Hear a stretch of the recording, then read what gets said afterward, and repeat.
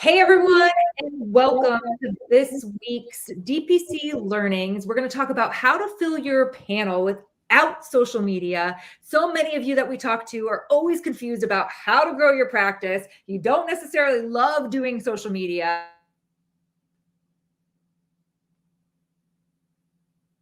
Outside of that, for those of you who do not know me, my name. You're frozen. You're frozen. I can't see you, hear you. Anybody else? I've been working alongside Andrew Newland, who's been drumming up some leads for our organization to close some patients. So Andrew, I'll let you go ahead and introduce yourself. Yeah. Sorry, Lauren, you froze for a second. So if my face was like doing this, that's why. Yeah, I'm Andrew Newland with Direct Primary Care Marketing. We specialize in helping you help more people. That's our mission. And we do that by doing great digital marketing. So whether it's websites, SEO, Google ads, Facebook ads, the whole 9 yards, we're a full service marketing agency. Awesome. And so, we talked to Dr. Phil last week about social media for those of you who actually wanted to jump in and give it a go. And today we're going to talk about other strategies that will help you fill your panel. So Andrew, I know there are some things that you wanted to share with us about social media and how it's working before we dive into these other tactics that can help your panel grow. Yeah, absolutely. I talk to people every day, as we're talking about marketing and we're strategizing, and I hear it constantly from practitioners or office managers, marketing managers of DPC practices, and they're just frustrated. They feel like, oh, I need to just be posting more on social media. I need to make Facebook posts. I know I need to do that. And if they're doing them, I hear this all the time, and they're frustrated because they're saying, I am posting, we're making these videos, we're doing all of the work, and we're just not seeing a positive ROI. It's rampant because we all feel like social media is going to solve the marketing problems that we have. So first of all, I'm not saying we should not do social media. There's definitely opportunities with that. Obviously, Phil is fantastic. I've listened to Phil before, and my jaw just drops at how great he is and the system that he has. But I know a lot of you struggle to do that consistent posting. And even if you are doing it, you're wondering why it's not working. And so that's what I want to talk to you today about, because it's not your fault. I'm just going to put that out there. It's not your fault. Yeah, I hear those concerns too. Besides the fact, I'm not creative, I don't want to get on video and all of those things. And to Andrew's point, you could do with it or without it. And for me personally, in my experience in working with several hundred practices, social media is a great kind of credibility stacker on the back end, but how do we drive people there? And so today I think Andrew's going to share a little bit of that about us. And Andrew, do you want to share what your secret sauce is so I can have people comment their websites in the chat? Absolutely. The secret sauce that we want to put at the center of our marketing strategy is, drum roll, internal drum roll, is SEO, which stands for search engine optimization. Simply put, it's getting up on the top of Google. So share with us. We just need one person. We need your URL of your practice website, and we're going to dive in a little bit, and we're going to look at your SEO. Right. So if you are curious about how your website's performing, go ahead and drop that in whatever station that you're looking at, and we'll pick one of you guys at the end of our session today to bring it to a close. And then, Andrew, you ready to share some stats about social media for us? Let's do it. Let's start with the problem. So I got some slides to go over here. Am I sharing? Yes. Can you see this? There you go. Awesome. Okay. So we want to fill our panel without being obsessed. Let's say that without being obsessed with social media. So what's the problem? Well, the problem is, before we dive in, when I say social media, I'm including Facebook, Instagram, LinkedIn, TikTok, all of those social platforms. Now, most of my stats are going to be focused on Facebook as a profile itself. So we're going to see that. And the reason I picked that is It's the most common. It's has been the most used every day. And so we're going to look at that. Okay. So the problem is, here we go. These are 2023 statistics. So only 4.32% of your Facebook followers may see your organic post. So when I say organic post, I'm not talking about Facebook ads or boosts. I'm just talking about those organic posts on Facebook. That could be a video, that could be a graphic, that could just be content that you're writing with a link, any of those things. So you'll be lucky if 5% of your followers on Facebook see that organic post. Okay. Now, further down, even more bad news is of those 4.32%, you'll be lucky if you get 1.9% of them to engage with that post. So let's look at it. So for example, let's say you have 1,000 followers on your Facebook profile. So this is your business page, not your personal profile, your business page. You'll be lucky if 43 people see a post that you put on Facebook. 43 people out of 1,000. And then of those 43 people, you'll be lucky if one person hits the like button or the share button or makes a comment of any kind. Okay. Now you might be thinking, okay, well, if I can get in front, if a post can reach 43 people of the, of my ideal demographic, that's not bad. But you probably missed a little something that I said. And this is the major problem. These stats are only for people that already follow you. These are your followers. These are people that you've already reached. They know your brand somewhat and they followed you. Your organic posts are not showing up in new people's feed. So you may be wondering, okay, I post on social media all the time. I've tried it and it didn't work. It has nothing, maybe not nothing, but pretty much nothing to do with your content. It has everything to do with Facebook algorithms that are not showing your posts to new people. So if you want to reach new people and bring new people into your practice, you're not going to get in front of those people just by posting on Facebook. Now, Instagram stats are a little bit better, but it's still very frustrating. So that's the problem. The problem is there's people on social media constantly, hours and hours of every day, billions of people on social media, but Facebook, Instagram, Meta, TikTok, all of those, they're not motivated to put your content in front of new people. Because social media's goal is to be social. It's more about friends. It's about community events. That's what social media prioritizes. Lauren, what do you think so far? I think that's great. I mean, clearly you're engaging with an audience that knows you, right? And so this social media, again, can increase the know, like, trust factor, but it's not necessarily engaging new people. And I think that's what Andrew's point is here is that's where your additional patients and prospects are going to come from. Again, I've seen people be able to share posts or do things, and you're depending on your audience. And so you really, if these are the stats of the many, right? If you're getting those exceptional results, you're probably the N of few. Yeah, definitely. I think a lot of times we see real big successful DPC practices and they're posting on social media, and that's what we see that they're doing. Mm-hmm. And so we assume it's the correlation causation problem, right? We assume because they're making a ton of videos and reels that's how they're successful. But what we don't see is the rest of their marketing strategy that is a lot less visible. So what I want to move to is the solution. We need a platform that's going to prioritize businesses. And the platform that loves local businesses especially is Google.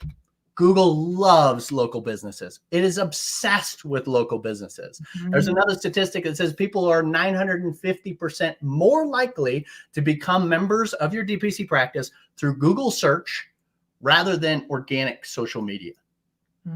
But so often we have that swapped, and we see these practices and they're doing the social media and we assume that's the 950%, right? But it's actually Google search, so many people, I love this right here. So many people will see an ad or a Facebook post, and what do? They go, that's interesting. Direct primary care. I haven't heard of that before. I'm going to look at that a little bit more. Where do they go? Google search. Yeah. Exactly. They're typing it into Google search. So often they'll see an ad of your competitor and then go and Google search it. And if you're ranking your website, yes, but also your Google listing, if you're up on that first page for, say, direct primary care Minneapolis, then you have the opportunity to take some of their work that they've been putting money into these ads and be able to, get in front of them. So why is Google effective? Google loves local businesses because, and people love Google because of trust. Yeah. They trust Google. They trust Google so much more than social media. Okay. So let's look at it. Here we go. How do we get in front of people? And this is tough. And so we're talking about SEO. And so what I would propose to you today is, and as I thought about, okay, here's my goal. This is my goal for, Wednesday afternoon or morning, wherever you're at. I want you as a DPC owner or marketing manager, maybe you're the practitioner and you do the marketing, or office manager, whoever you are, to understand that SEO needs to be a core part of your marketing strategy. And I want you to know, okay, what does a good SEO program look like? Okay, so SEO stands for search engine optimization. Just think of it as Google marketing. We're not talking about Google ads because, again, this is organic. SEO helps you get in front of people that are searching. It turns into the best new patients and members because they're searching. They have a problem and they're taking some action steps already. So getting in front of those people by being towards the top of Google is absolutely a necessity. Every practice needs to incorporate it into their marketing strategy. So how do you know? And maybe you have a marketing agency that says, yep, we're doing SEO. Now, SEO, quote unquote, I'm putting air quotes on it, is means a lot of different things to a lot of different companies. There's a lot of different levels of SEO. But what you need to understand is that a good comprehensive SEO program is going to include technical, content, and local. So if you have an agency or you have hired somebody, a teenager perhaps, because they're so good online, right? And they're saying, yep, I'm doing SEO. This is what you need to ask them every month. What did you do this month? Technical SEO, work on my website. What did you do? What content did you create or did we create together that's going to help get in front of people that are searching? And then local. Local takes place on your website, yes, but primarily on your Google listing. Dive in and take a look at some of those. But those are the three pillars to SEO. So technical, content, and local. Do we have any questions that popped up yet, Lauren? Not yet, but I want to have a clarification. So the technical side of things, because I get content, I personally get local, but the technical side is like all the things in the back end of your website, right? Like that metadata and other things that I probably have no idea what I'm talking about. Yeah, and there are a lot of more of those technical things that you might need somebody to help you with. Or you could just Google it, right? Mm-hmm. Speaking of Google, you could just Google, how do I do technical SEO? A lot of those things do take place on the back end. And we're going to look at a couple of those. But just if you're just starting out, and you're like, okay, I don't have any money to hire anybody. I'm just going to do this on my own. Make sure that your website works really well. Just simply put, does your website work? Do all the links work? Does it load quickly? All of those things, because Google understands people, understands us better than we understand ourselves, right? Google's probably listening to me right now. But so we want to make sure, Google wants to make sure that it's going to put really good performing websites up toward the top. So if you've got a website that's got a lot of broken links, that have a lot of buttons that don't go anywhere, that it's kind of confusing, that's where you're going to start. Obviously, we have a whole system that we go through. There's lots of great SEO companies out there as well. But for you, if you're just starting out, just go through your website, make sure it works. Make sure all the buttons work. That's a good place to start with technical. All right, let's see how we do this, Andrew. Give them something to take home with them today. All right, let's do it. Okay, so do we have a URL? Anybody put a URL in? Yeah, let's see here. comments. Let's take a look. So we're going to look at just tip of the iceberg of technical content and local of somebody's SEO. Let's see who we got. Let's do Magnolia Medical DPC.com. Magnolia Medical DPC.com. Awesome. All right, Nicole, here we go. Fun. Okay, this is good. This is good. Where are we located here? Let's take a look. She actually is one of my students. She is getting potentially an office space today, but is in okay. Michigan. So she does not have an address. So that will be an interesting conversation. There you go. There you go. That'll be fine. That we'll point out a few things, but if you're getting a location, you can't put your location in yet. But do we know the city and state?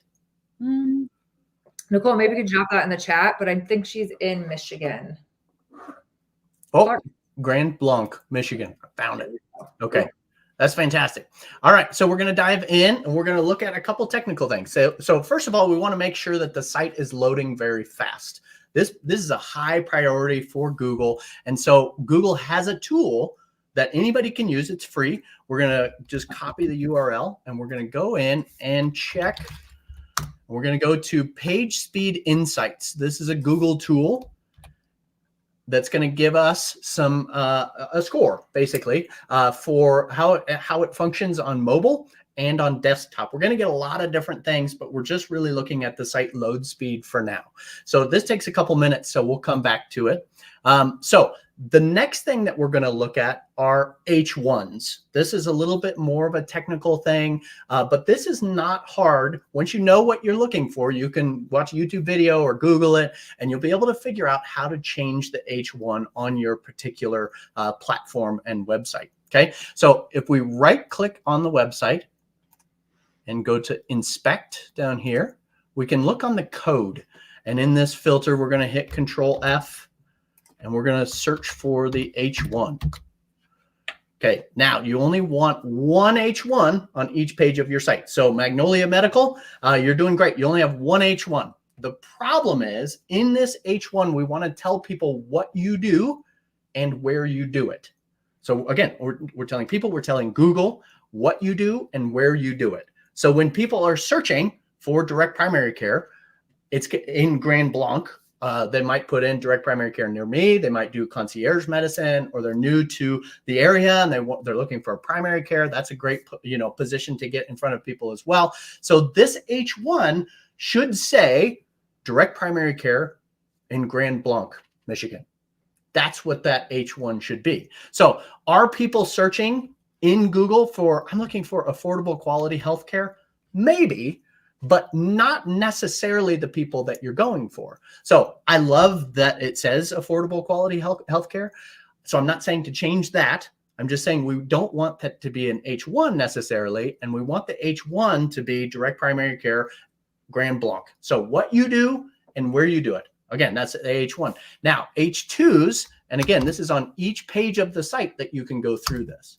So the H2s is a great place to get your services that you offer and conditions that you treat. It's, again, just be thinking, okay, what are people searching? What are their needs and how are they typing it into Google? So we want to demystify some of that as far as SEO. You know what people are searching. You know the frequently asked questions. And so you can start diving into that. So H2s, we can have more than one H2, and they can be a little bit longer too. So this first one that we're looking at is the way it should be. This is a perfect illustration of an H2 that's not tapping into SEO. Don't change the color, don't change the font size, nothing like that. We just want to categorize this maybe as an H3 or an H4 on the back end. And the H2, because people aren't typing the way it should be near me. I mean, maybe they are, but that's probably not going to bring in the ideal person that you're looking for. So what would be a better alternative? Something like primary care or family? Absolutely. Let's look. So if we look at the services, these are perfect H2s right here. Got it. Health maintenance, labs and imaging, sick visits, medications, full spectrum primary procedures. We want those listed on the homepage, and that could just be a bullet point list if on the back end they're technically H2s. Got it. Got it. Okay. I also want to put in the a little bit of an argument here, because the H1 of affordable healthcare, like not everybody knows what DPC is, right? And so people may search for affordable healthcare, and I think you define direct primary care behind it. And so I'm just curious what your feedback is around that, because I know that there's been a lot of folks that have been successful by promoting affordable healthcare versus having to explain what direct primary care is right out. That's a great question. And I love affordable quality healthcare right up at the top, nice, big and bold and beautiful. So just because it's an H1 doesn't mean it has to be the biggest title on the page. So that aside, also understand that Google knows more than just the words that you're putting in. Google understands the intent. Okay. So the big thing that we want to make sure we're going for the obvious keywords. So you're absolutely right. Not everybody knows what direct primary care is, but some people do. And that's the starting point. That needs to be the starting point. You always go for the lowest hanging fruit. And the direct primary care keyword, the competition for that's going to be really low, because there's just, it's not that well known, and there's not that many practices compared to, say, plumbers or roofing companies. Sure. SEO that's a lot of competition there. So I definitely keep affordable quality healthcare, because Google looks at all of your content, not just your H1s and H2s. Got it. Yep. Okay. So let's go back, and we're looking at the site load speed. Okay. So on mobile, we're scoring a 76 out of 100. This is actually better than most. But we still have room for improvement here. Again, taking about 3.5 seconds to load on mobile. If we look at it, sometimes it's because there's not a lot of content or not a lot of photos. And that's kind of true of this. And I am on the home page for sure. Yeah. So that brings us actually to the next thing. So we're not scoring too bad. Sorry. I get excited about SEO. I geek out a little bit, and then I keep going. So desktop, definitely this is a great score. We love this. Mobile, not bad. We want to get that at least into the upper 80s. But partly why this is scoring better is because there's not a lot of content on the homepage. So that brings us to the next thing. And I get a lot of pushback from people when I tell them this, but for SEO purposes, you need 800 to 1100 words on each page of your site. Ooh, and that's for me. It's so much, right? 800 to 1100 words on your site, on each page, or just the whole page. Yes. So keep in mind, Google is obsessed with content. And so if you're just using titles, I understand the user experience, right? Because nobody's going to read all of those 1100 words, but Google is. So we're always trying to balance the user experience compared to SEO best practices, right? Real strict SEO. And so what you want to do is you want to have it to be very skimmable. This is a very skimmable homepage. This is a very user-friendly. You can see exactly what you're looking for very quickly, but we want to get a little more content in there. So, and a way to do that is up toward the top, keep it more skimmable, more titles, more summary. And then as you get in, they can add more content.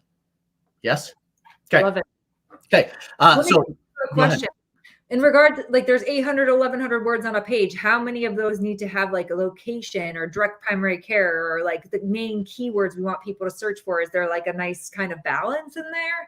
Absolutely. Yep. And back in the day, so back, a long time ago in the 90s or whatever, you probably remember the websites toward the bottom, there was just a list of words just shoved all in there.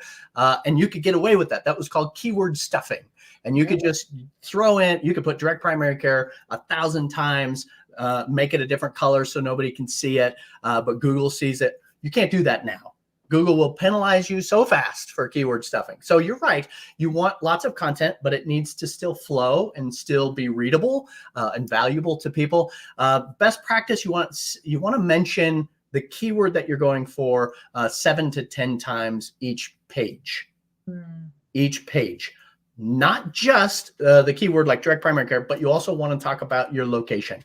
And again, we could dive into so many things talking about that. You can do location pages to target specific areas around the town that you're in. You could do neighborhoods. You can do, talk about landmarks, Google loves that stuff. Google's obsessed with local. And that's why, if we pull back for a second, that's why SEO is so effective, is because Google thrives on local businesses doing these things versus Facebook. Facebook doesn't thrive because businesses are making posts. And so in the end, it comes down to money. Google's going to make more money when it gets good content in front of people. Okay. So content, again, 800 to 1100 words, reuse that keyword multiple times throughout. You want to talk about your location. We'd love to see for this. We'd love to see Grand Blanc, Michigan, especially down at the bottom. Even if you don't have an address, you can still talk about here's where we serve people. Even maybe adding a section toward the bottom of, where do we serve people? We in Grand Blanc, and here's, talk about the location. That's going to really help Google just categorize and here's where you're at and be able to rank you for those things. The next thing about content is a blog. Doing a blog is a great way to get more specific topics that people would be searching. So yes, we want to get in front of people that are searching direct primary care, but we also want to get in front of people that are looking for sports physicals for my 15-year-old son. Right. And so you might write an article, a blog about that. How do I pick, what are the concerns? How do I pick a great physician to give my son a sports physical for soccer or whatever it is? So you can dive in and get more of those niche focused topics. So you want to do at least 2 blogs a month. Just a side note about ChatGPT, because some people love it, some people hate it. But I can tell you this about ChatGPT for blogs is that Google knows, and doesn't necessarily like ChatGPT or AI content yet. So yes, use it as a tool to help you generate ideas and get some flow going, and then make sure it's human content for humans. That's what Google prioritizes. Now, you never know. That might change, and Google might like AI content better in the future. We're tracking it, but just keep that in mind. Don't just plug in and just copy and paste whatever ChatGPT writes for you. Make sure that you modify it and really make it good and valuable. And talk about, bring in personal stories. Talk about the area and area attractions and, stories from your patients. That's a great way to do that as well. Awesome. Okay. Any content questions? Nope, I think you covered it. I know I was just listening this morning to something around ChatGPT and how it's starting to produce duplicate content. So we absolutely want to make sure that if you are using it, you are making it your own and infusing your flavor and all of those things. Absolutely. And there are some checkers that you can use to put ChatGPT content into to see, okay, what's Google going to see in this content? Is this duplicate content? And just to explain duplicate content, Google wants great, fresh, unique content on websites. So if it's copy and pasted between 2 websites, it can hurt both websites. So you want to make sure that you've got good, fresh, unique content going on. Okay. Yep. Fantastic. So probably Magnolia Medical may not have a Google listing. We're guessing. We're just going to look Magnolia Medical. I don't know if anybody else has this problem, but when I type and people are watching, I'm horrible. I'm just the worst typer. You mean the speller? It's like my fingers are all bashful and shameful. Yeah. Okay. Speller. I mean, I hit the wrong thing. So obviously, this is a perfect illustration. So I put Magnolia Medical Direct Primary Care. And what does Google show me? It shows me Colorado Springs Direct Primary Care Practices. Why? Because I'm in Colorado Springs. Google knows. Right. And Google loves local businesses. So this is just a perfect illustration. I'm actually going to go to another one of our clients just to show you some of that local SEO, so we can dive in on that. There's a lot of different things that we can do. Link Primary Care in St. Louis, Missouri.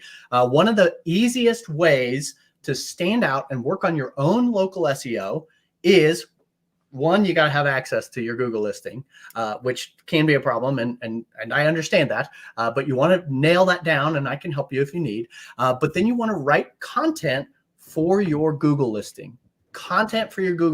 So these look like posts, like Facebook posts, right? You don't have to be super clever. It's actually easier. But I can tell you this, you're going to move the needle more. You're going to get in front of more new people by posting on your Google listing than you ever would on your Facebook page. Okay. Organic posts, both. But remember, Google's obsessed with local business and Facebook couldn't care less unless you're giving them money, which that's a great way to get in front of new people is ads. And that's a different discussion. So this is a great way. You want to do kind of rule of thumb, 1 a week or do 4 a month and just post them all at once is totally fine. There's different platforms that you can go to schedule those out. But in the end, write little paragraphs, take these from your website, maybe a snippet from a blog that you've written or in the past, and then link that to different parts of your website. And that's a great way to get in front of people. You can see, example, this is a keyword that we're going for, immediate doctor's appointments in St. Louis. It's just cut and dry. It's right in your face, but that's what Google loves. So we talked about those 3 pillars of SEO. We talked about technical, content, and local. Those are those 3 pillars. I wanted to show you how Google views the percentage. A lot of times you'll hear, okay, do you do citation management? That's all I need is citation management. And you can see here, if you can, I'm going to zoom in. Citations in Google's mind play a 6% role in how they're going to rank you. 6%. It's tiny, but you know what's even worse? Social media. I love it. Social media. Okay. So Google doesn't take into account very much your Facebook posts, but what do they take into account? The big one is your Google listing. So this is a perfect illustration of doing those posts on your Google listing, making sure all your information is accurate. Do those posts to get good content, going for keywords. That's going to play more into how Google's going to rank you. And then the next is on page. Real quick, before you go into on page, I'm curious about the Google My Business list, the post that you just showed. Is there a kind of like a sweet spot for how many words that should be in those listings? I know these are like, there's really not. It's because not too many people are utilizing it.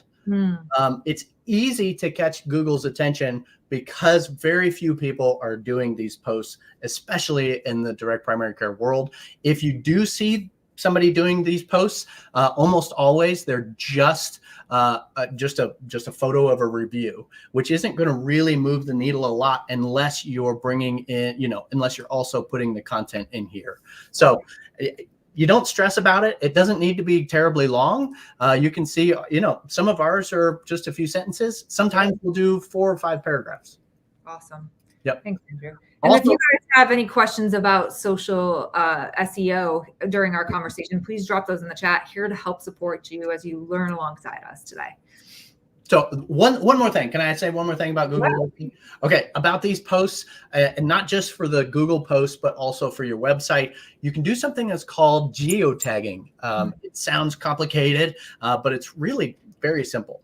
Geotagging is you can stamp the latitude and longitude of your location, your address, right? Everybody has a latitude and longitude of where you're at, and you can stamp that in the back-end code of the photo. So for example, this is a stock photo, but we can stamp the geotag onto it. And a good illustration of this is most of us, I love to look at myself. I'm very narcissistic, I guess, but most people don't like to see photos of themselves. So oftentimes they'll be on vacation and somebody will take their photo. Maybe you're the doctor, maybe you know one of the practitioners in the office, and somebody takes your photo on the beach. Let's say, okay, this is St. Louis. Let's say Dr. Jeffrey goes to Hawaii and he's on the beach and somebody takes his photo and he loves it. Finally, a photo that he likes. It's rare to find that photo that you really love of yourself. And so he wants to use it in his marketing. Probably it's stamped with what latitude and longitude? Hawaii Beach, right? Yeah. And so if we use that in the marketing without changing that geotag, we're sending a conflicting signal to Google about where you're located. And Google's like, well, I'm pretty sure it's St. Louis, but there's this photo from Hawaii. That's a little confusing. Now, is this going to make all the difference? No. SEO is a lot of little things done consistently to produce a great result to increase your ranking on Google. Okay, so we talked about the Google listing as far as the percentages. Next is on page, which is going to be the technical and the content that we talked about. And you can dive into all of those. Talks about experience, expertise, authoritativeness, trustworthiness. And this is from Google. This is what Google's looking for. Okay? So Nicole asked a good question. She's saying, like, if you wrote a blog on your website, right, and then you used it as, or took a snippet of it and put it into your Google business profile, yes, would that be considered duplicate content? Not at all, because Google's going to see both of those as your property. That's a great question. I've never had that question before, but it's not duplicate content. It's reusing that content because you're linking back to it. So it's a link, right? It's using that content, and you can get a little juice out of your Facebook posts as well. So you could write a Facebook post. You could say you write a blog. This is a great way to leverage your time. You write a blog, and then you pull a snippet out, put it on Facebook, Instagram.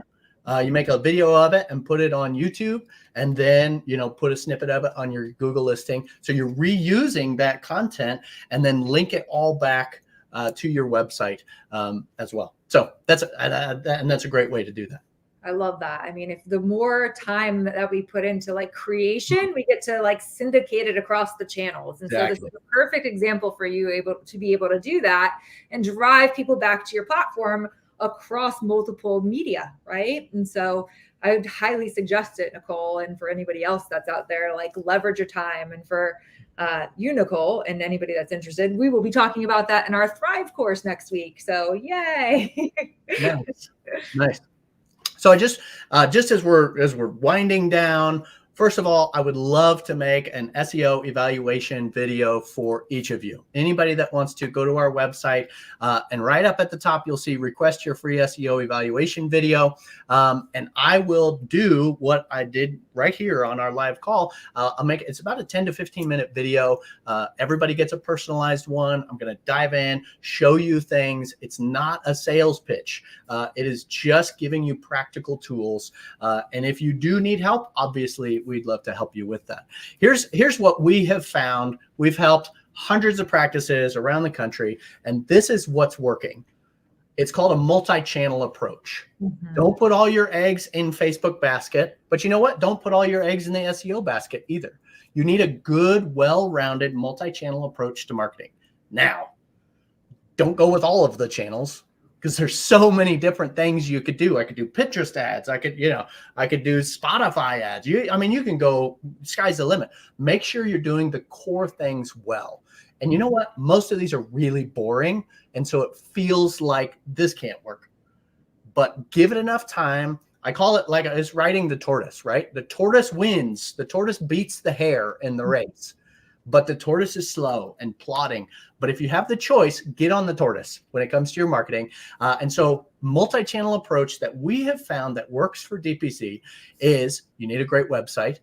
You need to be doing SEO, not just citation management, because obviously that's a tiny little bit, but you want technical content, local going on.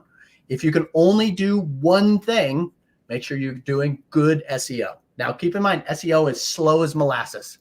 I say that SEO solves next year's problems. SEO or prevents next year's problems, right? Most of you probably are experiencing a lull right now in your leads. It's the holidays. It's normal. We see decreased search traffic around the country. And so that's normal. But starting SEO as soon as possible is going to help prevent that big lull next November and December. So SEO is slow. Now, how do we kind of jumpstart those things? We do that with paid ads. I'm going to give you the secret. This is the trifecta that we have found that works really well. SEO at the core, supported with Google ads and Facebook and Instagram ads. Okay. But the core is SEO. So Google ads and those Facebook ads are supporting the SEO.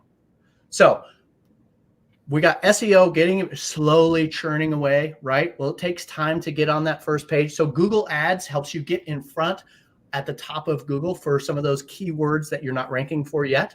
Facebook and Instagram is good for getting in front of people and educating people that don't understand what DPC is. They don't know there's another option. So it's very top of the funnel. It's very much about awareness. So the best ad campaigns on Facebook and Instagram are ones that are they're driving traffic to the website. It's about branding. So the KPI that you're looking for is not direct conversions from your Facebook ad, but reach, impressions, and clicks to the website. Because just keep in mind, rarely does anybody see one ad and then go find a new doctor. I mean, that's how people maybe buy a supplement or rain guards on their gutters or something. But to find a physician, they're going to do their due diligence. So having all three of those things, you're going to really build a lot of authority. And then nurturing those, staying in front of those people with email and texting and organic social. See, so organic social, let me tell you the KPI. Successful organic social is you've got good, fresh, valuable content. When people go and look at your page, you don't have tumbleweeds blowing through it, right? Because people look, well, how long has it been since Magnolia has posted? Has it been months, years? Or, oh, it was last week. Oh, so that's that subconscious authority building. Like Lauren said, we want all of that to build authority and trust. I have a question for you around, like we looked at, there's the technical piece and then there's your content, right? Which is kind of like the stuff that lives on your website forever. But then there's your blog, right? So we do the SEO technically on our content, but how often should we be updating a blog to help support the SEO efforts? So are you asking how often should we write one or how often should we update it? Well, I guess both. I didn't think about having both of those questions. So great. No, that's very good. So again, we want a good kind of solid foundation would be 2 blogs a month. Okay. If you're doing it yourself and you can only muster 1 blog a month, that's great. That's fine. So do that. You can, and then on to updating blogs. So old blogs that you have, Google loves to see updated content on your site. So a website is never to be a set it and forget it situation. It is living. It has a health, right? So just like with our health, you can't just eat healthy once or exercise once or what do you mean? Yeah, right. I ate healthy today. Tomorrow I'm going to eat Twinkies all day, right? Yeah. No, you can't do that. It's about the health, and that's how SEO works. You can't just go in. Okay, I'm going to take this week and I'm just going to fix every SEO problem. I'm going to write tons of content, and it's just going to be done, and I'll forget about it. As practice for Google, Google wants to see steady, slow improvements over time and consistency. So SEO, you're never done with SEO, ever. That needs to be a guaranteed part of your marketing strategy forever. And part of that, back to the blogs, consistent new blogs, and then updating old blogs as well. It doesn't have to be a huge update. For example, where I got these stats for Facebook, they updated them to say, these are engagement stats for Facebook 2023. That's a great thing, a great way to update. They didn't, obviously for this, they have to give me updated stats for that year. But for you, how do you find a physical, my son, back to, my son needs a physical for sports. How do you find a great doctor to give physicals in 2023? And then maybe just change a few things. Yep. There you go. And then Marjorie asked a question just about how important are Google reviews for your SEO? Google reviews, that's fantastic. Great question. Let's go back to our little diagram here. We've got reviews is 13%, okay, compared to 30% of the work that we do on the Google listing reviews. So it's important, but I would tell you this, don't freak out if you get a bad review. We feel like if we got a bad review that, people are going to read it and there go the pyramids, right? But just remember, people know that there's just crazy people in the world. And actually, if anytime any of us are in business, we're going to have people that just don't understand, or there's a little bit of a negative experience that they have. So don't feel bad about a negative review. You can actually benefit and increase your SEO if you respond to that negative review. Yep. Okay. So and never get in an argument ever, ever, ever. Never argue on a Google review. Always be professional and available, because you're not writing that review for crazy Joe that's nuts, right? No offense to any Joes out there. You're writing it so everybody else can see that, wow, this person didn't argue. They're a professional, and they gave a way for this person to communicate. And if you can do it quickly, people can see how fast you responded to that person. Yeah. So, and then as far as generating reviews, Google, I'm going to tell you this, Google is cracking down on reviews like crazy, because that's where Google's trustworthiness comes from. These are authentic, really good, solid, real people leaving reviews. So Google is cracking down on review generating platforms. Bad. And so you'll get a 5-star review, and then the next day it's gone, because Google is hesitant about, is this a real person? How did you get this? And so the best way to get solid, best reviews is to just make it a normal part of your conversation. The doctor can talk to, the mom of the kid, and she's like, this is amazing. DPC is wonderful. That's when the doctor needs to say, man, Mrs. Smith, I'm so glad that we were able to help you quickly. Would you mind leaving us a Google review so we can help more people? Right? And the office staff, and making it a normal part of conversation. Now is a great time, as far as, it's Christmas, it's the holiday season. Send out an email to all of your members that say, hey, we're really wanting to help more people with DPC. Would you mind going and leaving us a great Google review? And then you can have a link to the Google review.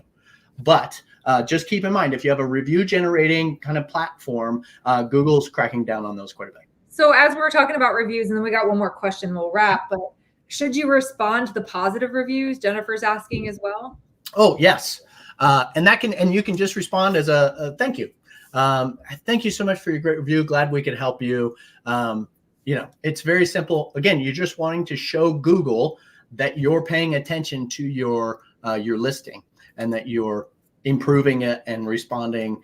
So that's what I would do. So once a week, go in, write a post, and then check your reviews, and go back and maybe just respond to 5. It's not like, again, this is not, there's not a lot of competition. How far back should you go when you're responding? Like, if you haven't done it before, does it make sense to go back from stuff years ago, or just keep... Absolutely. Okay. Yep. Absolutely. Go back, respond to all of them. Yep. And Jennifer, find a couple of variations of words. It doesn't always have to be thank you so much, right? It's like, of course, be cautious of like HIPAA, and make sure that you're just like acknowledging, appreciating, and doing the things that Andrew was sharing with us before, showing that you're professional and available. So go ahead and make that happen. Chung, this will be available, whatever platform you're on, YouTube, LinkedIn, I believe it's on Facebook too. So you can go back and watch this and catch up on things. Last question. You didn't mention YouTube at all. We're on YouTube right now, and one of the platforms. Can you just speak to this and how it applies to the overall marketing strategy, considering that, it's owned by Google and it probably yields higher than Instagram and Facebook? Yep, absolutely. So there's some stats that say that YouTube is one of the biggest search engines as well. When it comes to local business, it's a little bit less. You're probably not going to go to YouTube to find a plumber, a local business as you would just to go Google search. But a lot of these things work. The same SEO works for your YouTube videos. Make sure you tell in the description of the YouTube video what you do, what the video is about, and where you're located. Throw in your email. Not your email, your address to your practice. But giving people a place to email is great too. Yep. So again, we talked about leverage. So write a blog, make a video about it, or vice versa, and link that YouTube video into your blog, and then you can also use that. Now, I will say, Facebook hates YouTube. Right? So if you do a video and you put it on YouTube, don't use the link on Facebook, because Facebook, the last thing they want to do is people to leave Facebook and go to YouTube. So take that video, put it up directly to YouTube, use that link in your website, but then upload it to Facebook and Instagram organically, natively to itself. Yep. Awesome. Thank That's you great. all. Thank you all for attending. Don't forget, if you want to get a free audit, be sure to go ahead and visit Andrew's website. It'll get you a personal video made. And for those of you that are Hint clients and have less than 100 direct primary care members looking to grow your practice fast, you can join folks like Nicole over in our Thrive community, where we teach you the basics of business, including some sales and marketing tactics that Andrew talked about here today. Thank you, Andrew, for coming and jamming with us. And hope you all have some great insights to start your SEO strategy, or SEO as part of your strategy as you launch into the new year. Thank you all for coming. Thanks, Andrew. See ya.